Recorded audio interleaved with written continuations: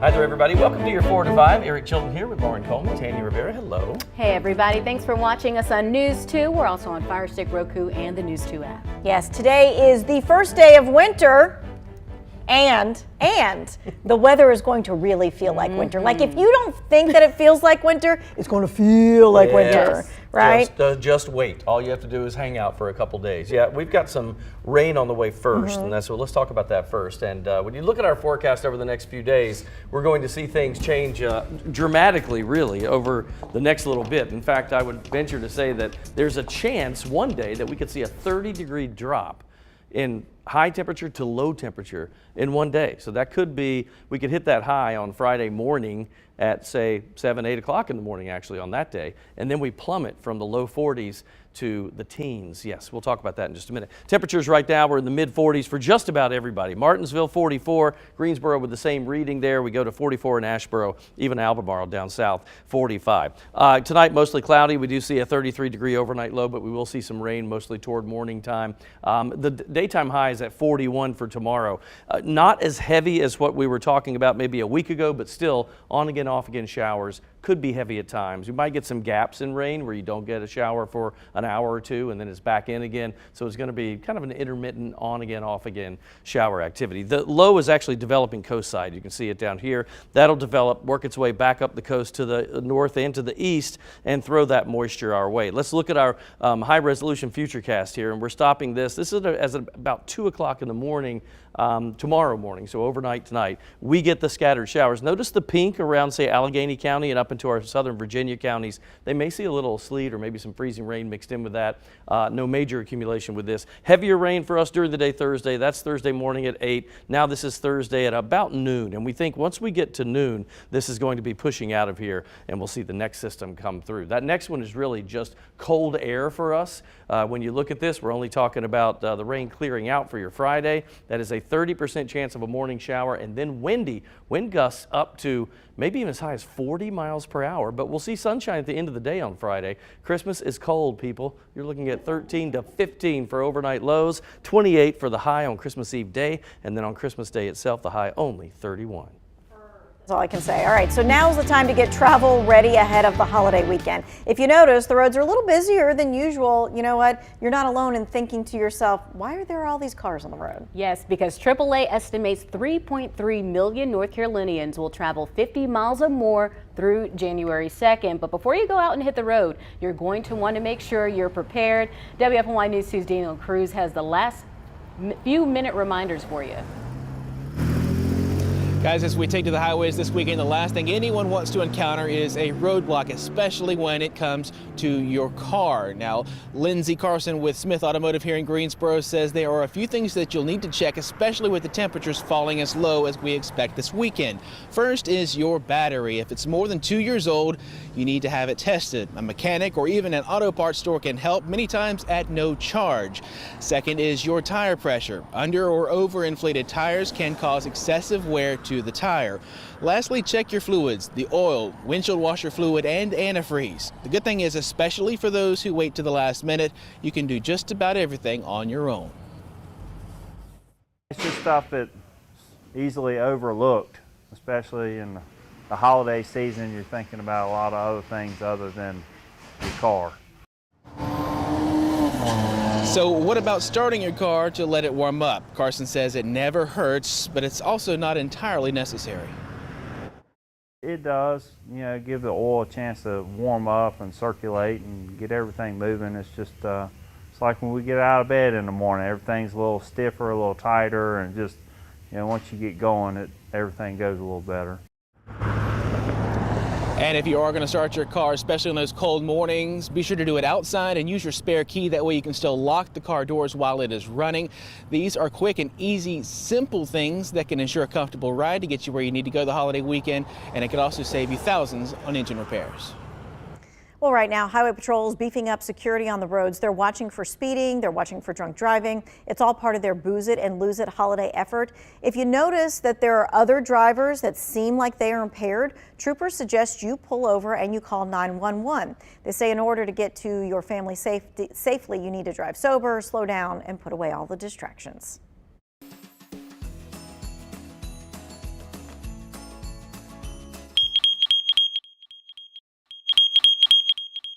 The noise carbon monoxide detectors make when the batteries are low can be incredibly annoying, but they're often the difference between life or death. CO2 deaths usually happen while people are sleeping and are most common this time of year.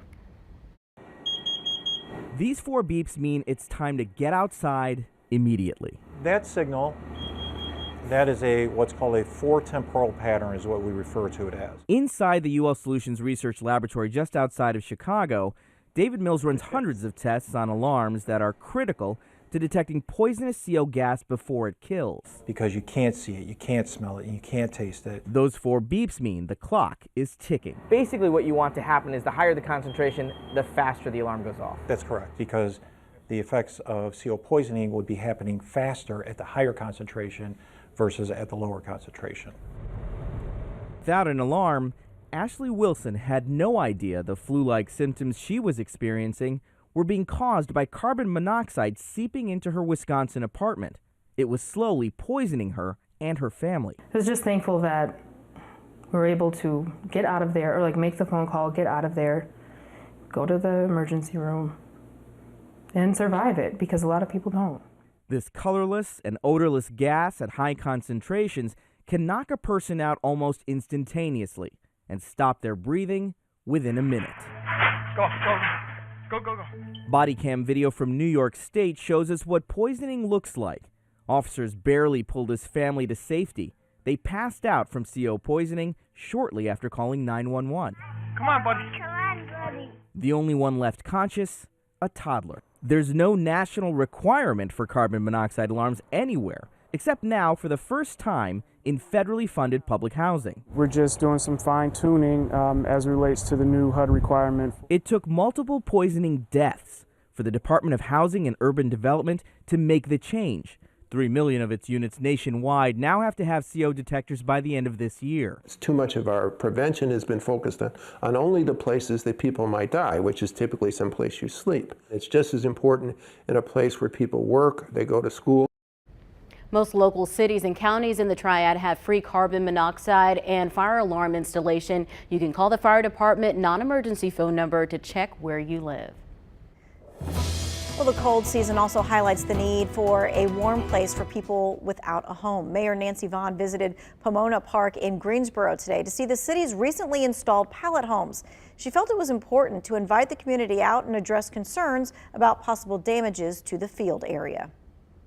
I think people actually see what's going on out here when we talk about the adaptive baseball diamond, that we are doing our best to protect the diamond, and that actually it had fallen into disrepair over the last few years, but more importantly, there was a lot of talk about the field. And I think people realize that for the adaptive baseball, they're not going into the field. So, based on the condition of the field, it's not going to be damaged. The Arc of Greensboro uses the park for its Challenger Baseball League. It is concerned that the temporary homes will damage that field area. The city, though, says it will remove the shelters in April and resod the area if needed. The winter months are hard on your utility bill, but you don't have to deal with it on your own. Take a look at your screen here. That is the number for the North Carolina Weatherization Assistance Program. It helps people with low income save energy and money. Call the number on the screen to see if you apply. All right, let's get to your 4 to 5 roundup right now.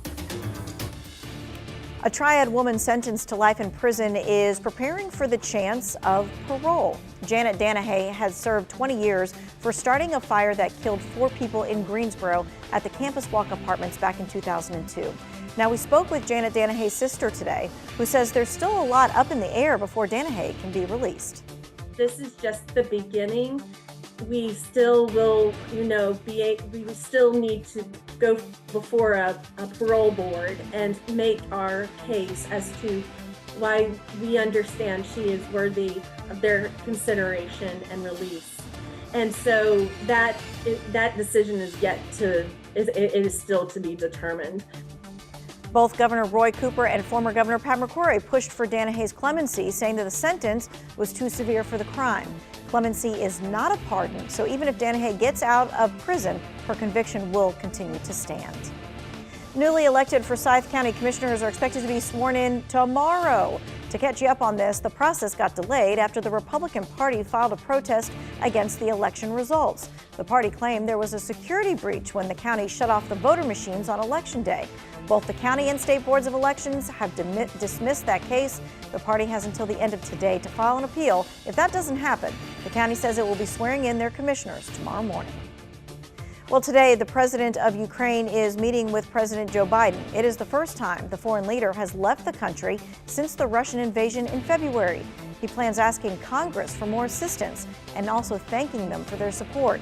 White House officials say Biden is expected to grant this request with a $2 billion defense package.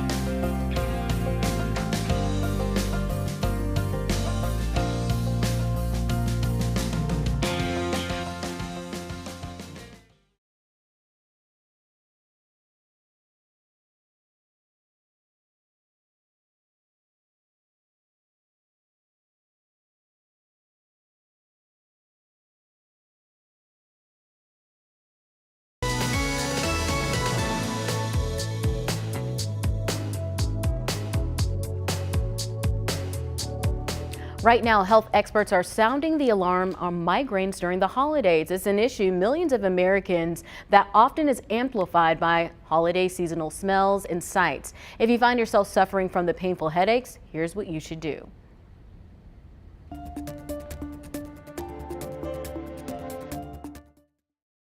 Darian Segura Katz loves to host big family gatherings during the holidays, but last year, the wife and mom had to cancel because of her pain. I was supposed to do Thanksgiving. I couldn't because I was in such a bad shape. Like many women, she first experienced migraines in her 40s.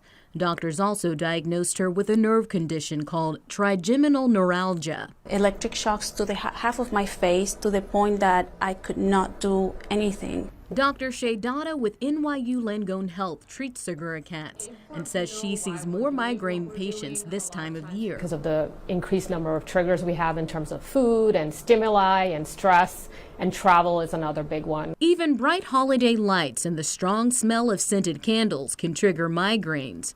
So Dr. Data says prevention is key. Hydrate, especially when traveling. Try to sleep at least 7 hours a night. And moderate food and alcohol intake. Sulfates in wine are often a trigger.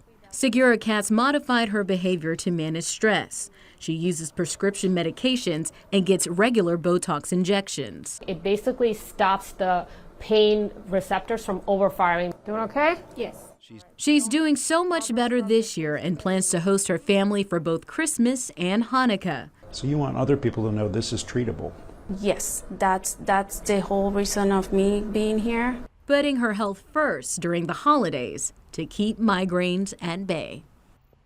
You know, migraines, they can be tough. I've never struggled or suffered from them, but I've worked with other folks who have, and it's to the point where they can't even get out the bed or they need to go home early. So it's nice to know there are some things that you can help reduce and prevent them from happening. I've seen people that can't, or talk about not being able to even open their eyes. Because it hurts so bad. Yes. And we were talking while that was on, like, why do we get dehydrated when we travel, right? Well, we're not in our regular pattern, so we don't have our water bottle like on our desk like we normally do. We're usually eating out. That has more sodium in it than the stuff that we usually pack from home. So you have all those things building on top of each other that just lends itself to you being dehydrated. You know, in recent years, I get dehydrated more than ever, and so I have to keep water by the bedside. So if I wake up, I need to. In the middle of the night? Yep. My mouth happens to get dry, and I wake up in the middle of the night, so I always have a water bottle in my nightstand. I mean, and there's chances are that we're not drinking enough water normally. Oh, I know I'm not. Right? That's one of my goals is to drink more Yes. water. I mean, it's pretty bad. I don't drink a lot of liquids during the day, period, but I do get some of my water from fruits and grapes and things, but I know that I could increase my water intake. We talk about that all the time because I don't drink enough. I think you just got to figure out what is your best way. Do you like it through a straw? Do you like to sip it? Do you like it with ice? Whichever way it is, just make sure you have it that way.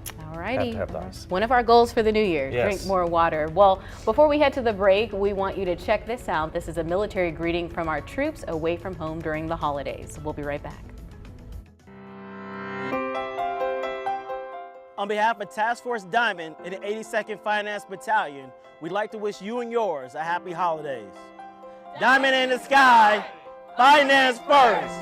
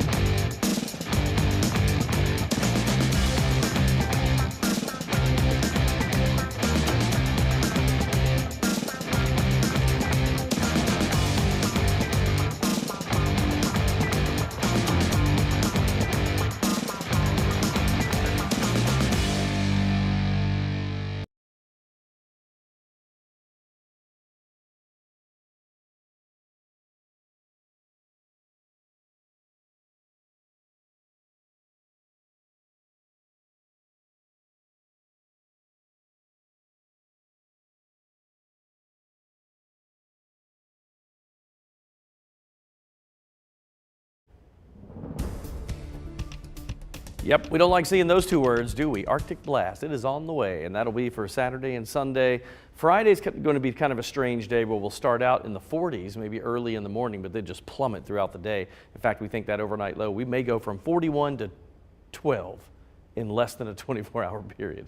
That will be great, probably about about 12 to 15 hours, to be honest.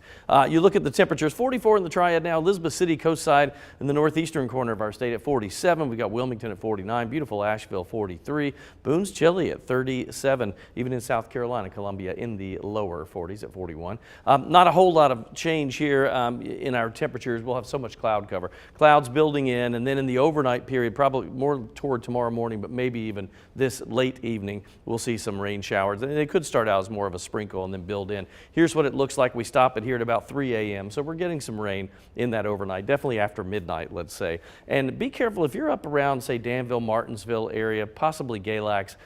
You could see maybe some freezing rain mixed in with this, so keep that in mind. Rain gets heavier, though. This is at 5 to 6 a.m. Notice how we have pockets of it, though. So your Thursday, you may get a real heavy shower, and then you get a couple of breaks in between there, and then more rain on the way. That still continues. This now is Thursday at about 9 a.m. Note that most of it is east of the Triad, but we're right on the edge, and then it starts to head out. This is around midday. We'll see things clear out before that next system starts to move in. A quick note with that Friday that we mentioned, that cold rain Thursday, pretty much on and off all day, and then Friday morning a leftover 30% chance. Winds behind that system could be as high, the gust at least, not sustained winds, but a gust up to 40, 45 miles per hour for Friday. So kind of a gradual clearing after a morning shower. By the way, we're not expecting much in the way of snow here. Now, if you go to the higher elevations of the mountains Friday morning, they could get an inch or two of snow up that way. But for us, it's just a little shower in the morning and then a clear out. There's your cold Christmas forecast. Christmas Eve morning, 12 degrees with a high of 28. Christmas Day will start out around 15, the high temperature at 31. If you look at that, there's a chance we may not get above freezing from Friday morning until probably Monday afternoon.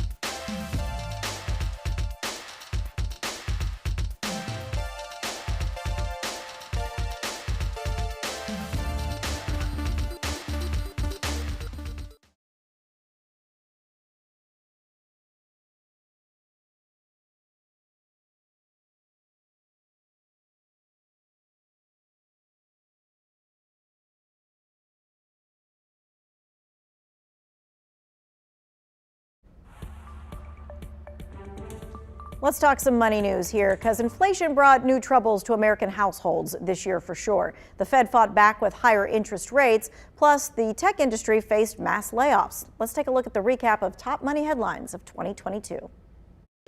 The war in Ukraine triggered shockwaves in the oil market. Prices soared, bringing windfall profits to oil companies, but pain to consumers. I pay $175 to fill up this car. Along with higher prices at the pump, Americans faced price hikes for food, electricity, and rent. The Federal Reserve stepped in to fight inflation with higher interest rates, and Wall Street dipped into a bear market for the first time since 2020. Down big. It's amazing. Where I was 2 years ago, it's incomparable to where I am today. The unemployment rate ended the year at 3.7%, close to a 53-year low. But the tech industry began mass layoffs. Amazon and Meta both cut thousands of jobs. I pulled up my phone, couldn't log into work chat, couldn't log into our internal sites. The industry's biggest dust-up was at Twitter. After Elon Musk bought the social media company for $44 billion, he cut nearly half the workforce, and hate speech swamped the platform. I think it's just turned into this free-for-all for misinformation. The collapse of the $32 billion FTX cryptocurrency exchange shook financial circles and left investors in the cold. I am probably never going to trust any exchange anymore. I'm only going to keep money in my hard wallet. The company's CEO, Sam Bankman-Fried, was arrested in the Bahamas and charged with multiple financial crimes. This is one of the biggest financial frauds in American history. The government airlifted baby formula from Europe after a factory shutdown led to a severe shortage. I look at the bottle that he didn't quite finish and I think, should I save that? Will he have enough for the morning? Workers launched unionizing campaigns at corporate giants, including Starbucks, Apple, and Amazon. Today the people have spoken, and the people wanted a union. President Biden signed a bill to prevent railroad workers from going on strike just before the holiday season. Rail shutdown would have devastated our economy. 120 Christie's dropped the hammer on the biggest sale in auction history. The private collection of Microsoft co-founder Paul Allen raked in $1.5 billion. Thank you. And the founder of Patagonia gave away his $3 billion company, transferring ownership to a trust, a nonprofit that will fund environmental protection. Not a lot of people understand how serious we are about saving this planet. I'm dead serious. The founder said he hopes to model a new version of capitalism.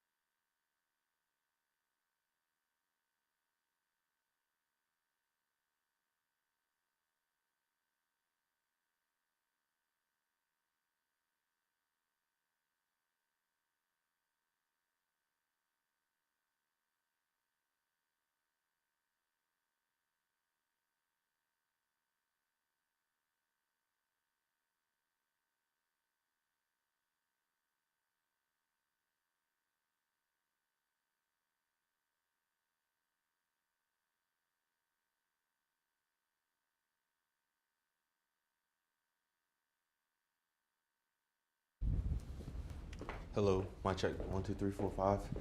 It's Jayla.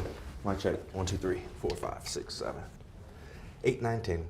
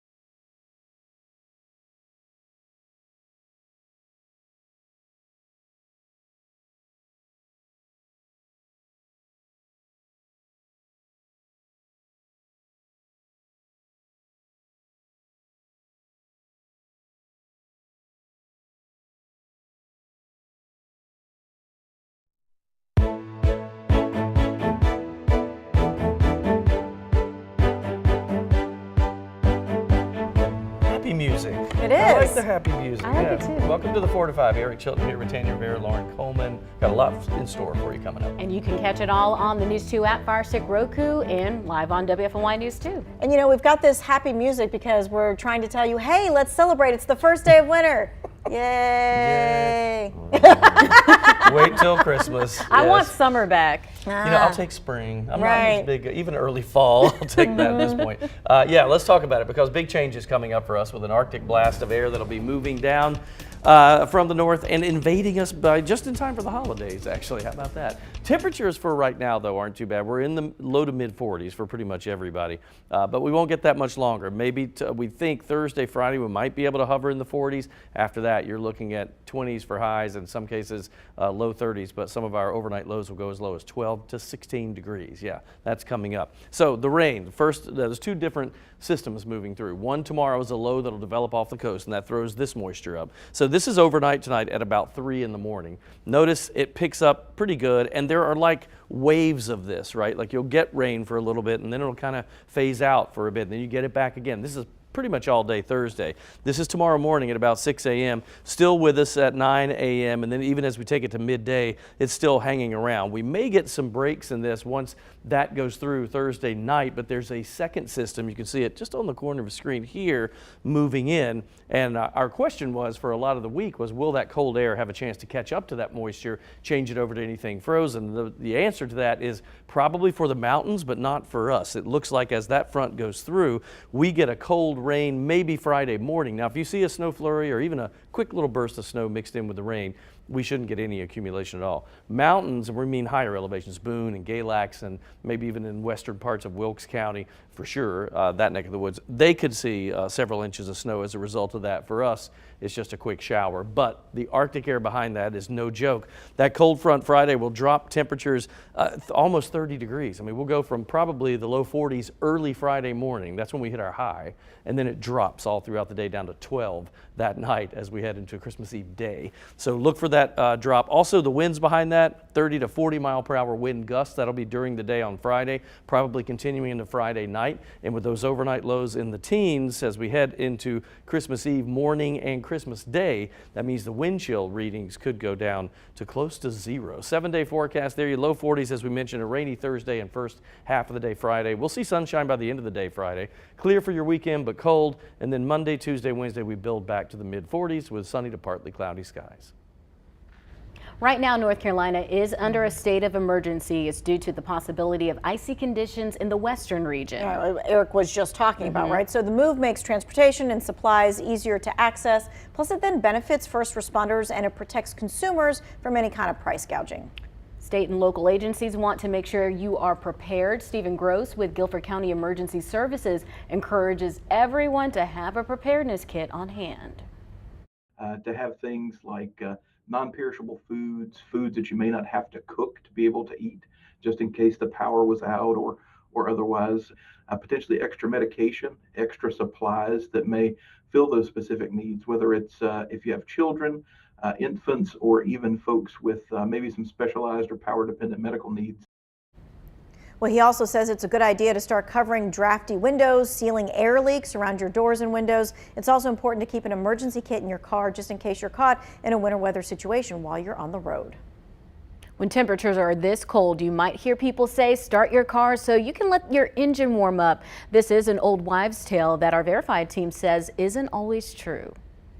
Our source is David Undercuffler, editor-in-chief at Autolist.com, the U.S. Department of Energy, and Firestone Complete Auto Care. Firestone says we are not in the 70s anymore. Most cars built before the 1980s had carburetors, and those engines did need to warm up in the winter. Modern engines get all of the parts oiled very quickly, usually about under a minute after you turn the car on. According to Firestone, practically every car sold in America today has an electric fuel injection system that helps maintain the perfect air-fuel mixture needed to start the engine, no matter the temperature outside. The Department of Energy says the engine will actually warm up faster being driven, which will allow the heat to turn on sooner, decreasing fuel costs and emissions. While you're idling, that's really just sort of wasting gas. Once you drive and start driving, the cabin and the engine are going to heat up much faster than if the car just sits there idling. So we can verify that no, it does not hurt your engine if you don't warm it up all the way before driving in cold weather. The Department of Energy says idling can actually use about 1/4 to 1/2 gallon of fuel per hour, depending on the engine size. So hopping in your car and driving off straight away can actually save you on gas money. With your Verified, I'm Megan Bragg. The winter months are hard on the utility bill, but you don't have to deal with it on your own. Take a look at your screen here. That is the number for the North Carolina Weatherization Assistance Program. It helps people with low income save energy and money. Call the number on the screen to see if you apply. And this cold air isn't leaving anytime soon, so it's best you stay weather aware. Download our free WFMY News 2 app to find out how cold it is before you head out the door. All right, let's get you caught up with 4 to 5 roundup here. Right now, a woman sentenced to life in prison is preparing for the chance of parole. Janet Danahay has served 20 years for starting a fire that killed 4 people in Greensboro at the Campus Walk Apartments back in 2002. We spoke with her sister today, who says there's still a lot up in the air before Danahay is allowed to be released. This is just the beginning. We still will, we still need to go before a parole board and make our case as to why we understand she is worthy of their consideration and release. And so that decision is still to be determined. Both Governor Roy Cooper and former Governor Pat McCrory pushed for Danahay's clemency, saying the sentence was too severe for the crime. Clemency is not a pardon, so even if Danahay gets out of prison on parole, her conviction will still stand. Police have arrested 2 teens in connection to a murder that happened back in September. Winston-Salem police say the 2 16-year-olds tried to rob a 17-year-old named Terrence Mason. They believe one of them shot and killed Mason. Investigators found his body on East 29th Street near the City Housing Authority building. He was a student at Main Street Academy. Here's a live look at a meeting set to begin soon with the president of Ukraine and President Joe Biden. It's the first time the foreign leader has left the country since the Russian invasion in February. He plans on asking Congress for more assistance and thanking them for their support. White House officials say Biden is expected to grant this request with a $2 billion defense package. Well, the football world is remembering one of the greatest to ever hit the field. Franco Harris, known for what's known as the Immaculate Reception, has died. He was 72. Harris's son said he passed away overnight. No cause of death was given. WFMY News 2's Jalen Gilkey joins us now with a look at Franco Harris's legacy. Franco Harris will forever be remembered as one of the best and most dominant backs in the history of the NFL. In 1972, Harris was drafted number 13 overall to the Pittsburgh Steelers, where he went on to win 4 Super Bowl titles. And many of you at home may be familiar with this play, known as the Immaculate Reception. Harris, a rookie at the time, he corralled this tip pass just before it hit the ground, and he went 60 yards to score a touchdown as time expired on the clock, sending the Steelers to the AFC Championship game. Now, when Harris retired in 1984, he was the 3rd leading rusher in the NFL behind Walter Payton and Jim Brown. Now he sits 15th all-time. Harris was inducted into the Pro Football Hall of Fame in 1990, and still to this day, he is the all-time leading rusher in Pittsburgh Steelers history. And Jalen, right now people are remembering Harris's wild catch on our Facebook page. Jane says, "My condolences to his family. Such sad timing for number 32, an awesome player." Jack says, "So sad, one of my childhood heroes who was very instrumental in my lifelong love of the Steelers."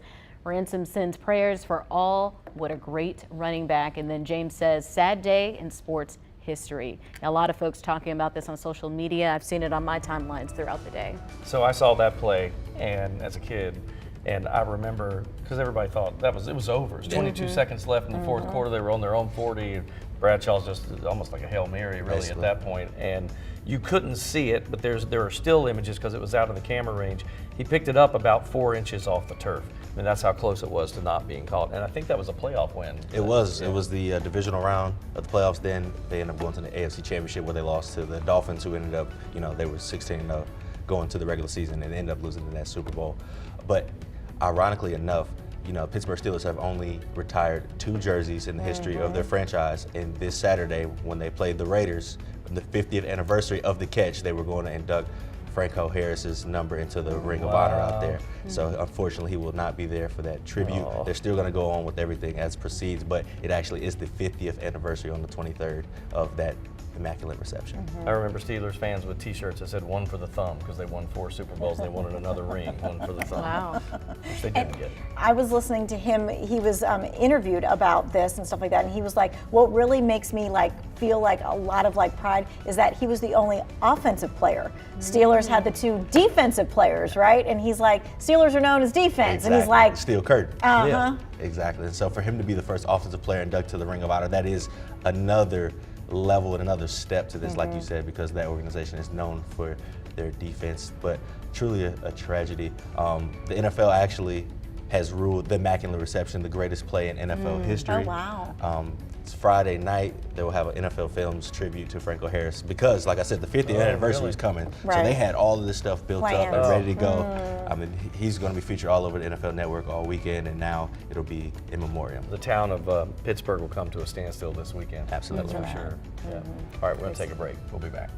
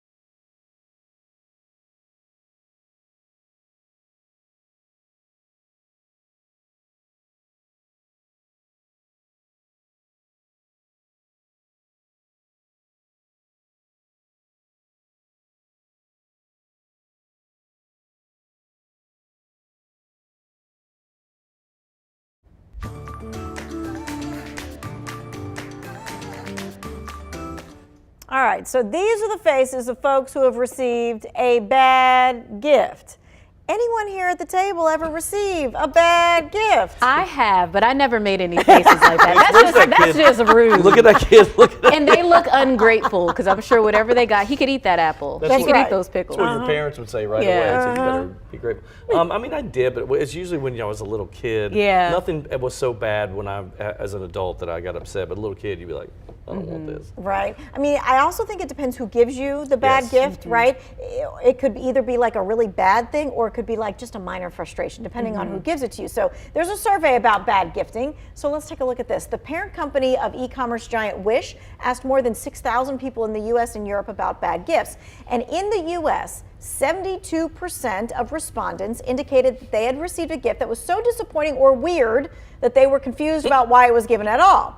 40% of them said that they had received gifts that were so bad that they felt insulted. Oh my gosh. Interesting. And another 25% said the bad gift led to an argument. What? All right, here's my favorite part of the survey. 80% believe that they are good at showing fake enthusiasm when opening a bad present. So my question to you, do you believe you're good at showing the fake enthusiasm? I think so, but I can usually tell when other people aren't happy, and I feel so bad for the other person. I'm like, they didn't like that gift. Oh. You're like, I can see through your Yeah, they're like, veil oh, of happiness. thank you. No, I love it. I think I'm pretty good at that. At faking that? Yeah, yeah. So earlier this month, I talked to a culture and etiquette expert, Sharon Schweitzer, about how should you respond when you get a gift that you really don't like. You don't like the gift, you don't have to say, oh, I love it or I don't like it. All you have to do is say, thank you so much for thinking of me. I can tell you put a lot of thought into this and your effort is really appreciated. Thank you so much. That's great. I think that's really good advice. Just thank you. And her big thing too is also you need to look the person in the eye when you say thank you. Thank you. Yes. You need to look the person in the eye, make eye contact. Thank you Thank so you. much for Yeah, that. right. So now the question is, you don't like the gift because it was bad. Do you regift it? You stick it in your closet? I would regift depending on who gave it to me. Okay. Now, if it was someone in my family or someone that's going to come over, I'll keep it there. Okay. But if it's someone, you know, that's not runs in my circles, Right. if it's something simple like a candle or something that hadn't been opened, yes. But if it was something that came from the heart from somewhere, I'm like, ugh, that shirt is not cute. I'm going to wear it one time in front of them and then keep it in my closet. And when they come out, I'll be like, here, yeah, I still have it. I will not regift. The only reason I don't is because my memory is so bad. I'm afraid I'm gonna regift it to somebody they know, or I may give it back to them. Yeah. Knowing my memory. Here you go. All right. Well, the survey found, and this is interesting because this goes to your point, Lauren, 1/3 of recipients feel obligated to wear or display a bad gift or post it on social media so that the gift giver does not feel bad. That's okay. That's okay. Yeah. You know, when it comes to family, if your grandma made you a knitted hat you didn't You're just gonna wear it. You just gotta wear it That's that right. one or two times. That's right. All right. Happy gifting, friends. We'll be back.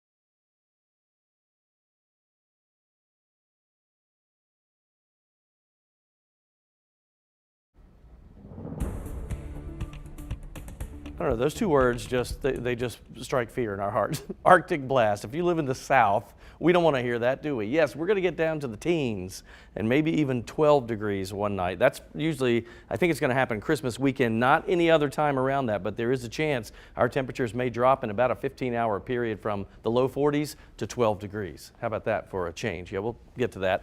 Mid-40s right now across the area. 44 in Yanceyville, 46 Burlington, string of 44s in Greensboro, High Point, and Asheboro.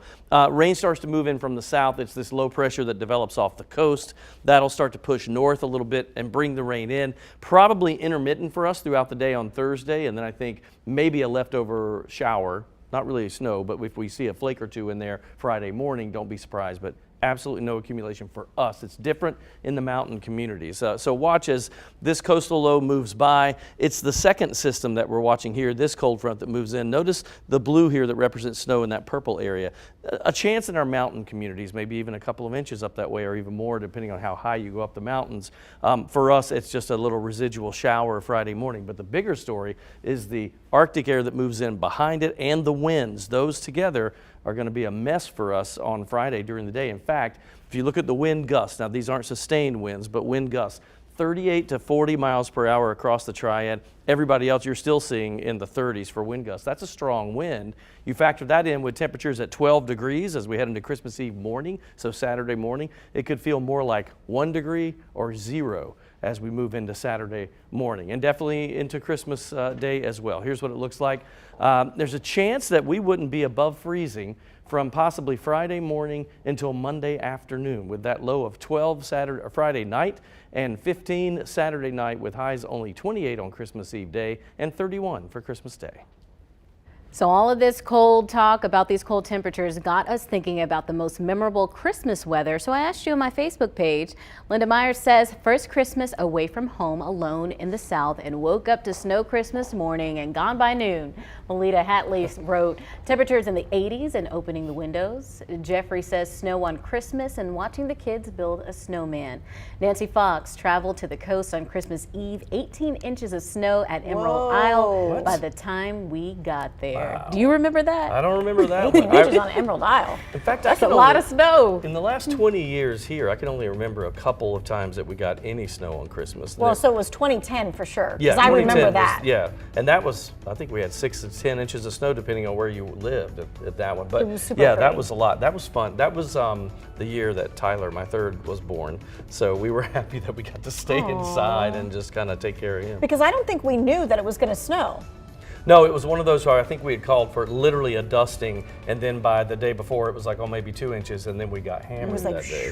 I don't know if I've ever had a white Christmas. It either snows before Christmas or after Christmas, but just living in different places where there's been a lot of snow, I prefer no snow. One of the best, I remember going down to South Carolina to visit some family, and it was 80 degrees out. Kids were playing soccer with shorts and t-shirts. Even Germany, when you lived in Germany? I don't remember it snowing on actual Christmas Day. Day. Like we didn't have a I got white you. Christmas. I got Right. you. Okay. So. And in Florida, our tradition was you had Christmas and then the next day you went to the beach. I like that. I mean, because it was 80 degrees, so that everybody too. goes to the beach the next day. I love warm weather. dandy. You know, it's good to have snow for a day or two, but then after a while, I don't want to drive in it. So I'm kind of. We want it gone by the next day. Yeah. Here in the South. We'll be back.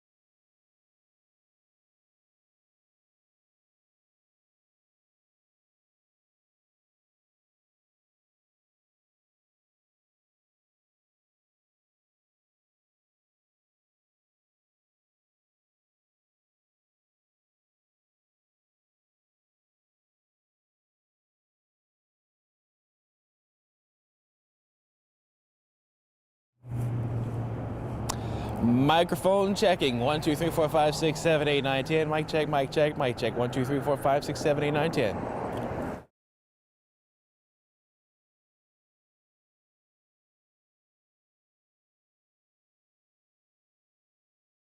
To see who was over there. Hey, 1, 2, 3, 4, 5.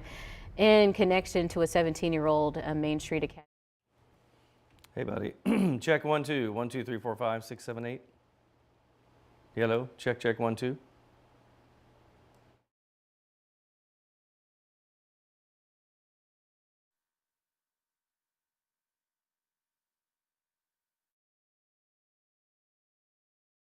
Mic check, 1, 2, 3, 3, 2, 1, 1, 2, 3, 3, 2, 1. Janet Danahay is up for parole.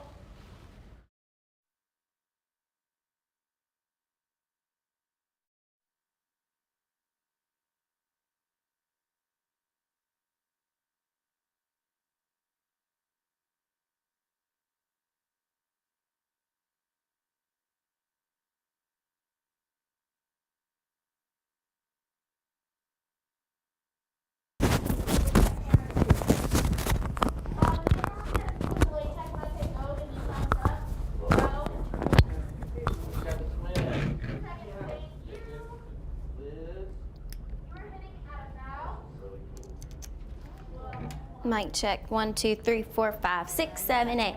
Right now, these will be the next ones until I order more.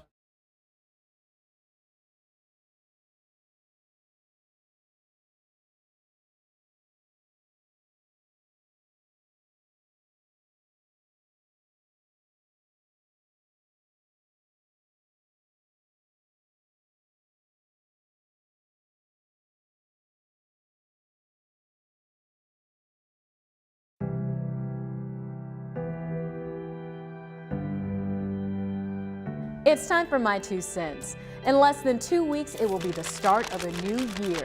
This is the time folks start hosting vision board parties, and others have captions like 2023, my winning season on social media posts. I'm someone who likes to write down goals for the new year, but if resolutions aren't your thing, I do think it's important to reflect on what you've accomplished and what you would like to see for yourself in the near future and beyond. Maybe that's saving up to buy a new car or taking the step to become a homeowner. Maybe it's something more personal, like working on complaining less and having a more positive attitude towards adverse situations. Maybe it's something even deeper, like taking a leap of faith and starting a new career path. Betting on yourself even if you don't feel you may get the support of friends or family. No matter how big or small the goal, to see it come to fruition, it takes planning and a true commitment. I believe anything is achievable if you have the emotional endurance, know your value, and have faith in your God-given talents. If you've been itching to do something different, start planning now. Don't let doubt, fear, and uncertainty slow you down, because your moment is now. That's my 2 cents. That's your 4 to 5. WFNY News 4 at 5 starts now.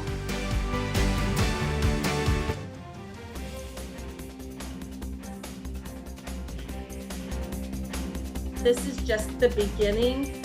We're hearing from the family of Janet Danahay for the first time what they have to say about her most recent commutation. Plus, even colder weather is settling in at the end of the week, what you need to do to your car before making your holiday drive. And the days are dwindling for you to get your Christmas shopping done, how businesses are handling the last-minute rush. But first, we are about to see some cold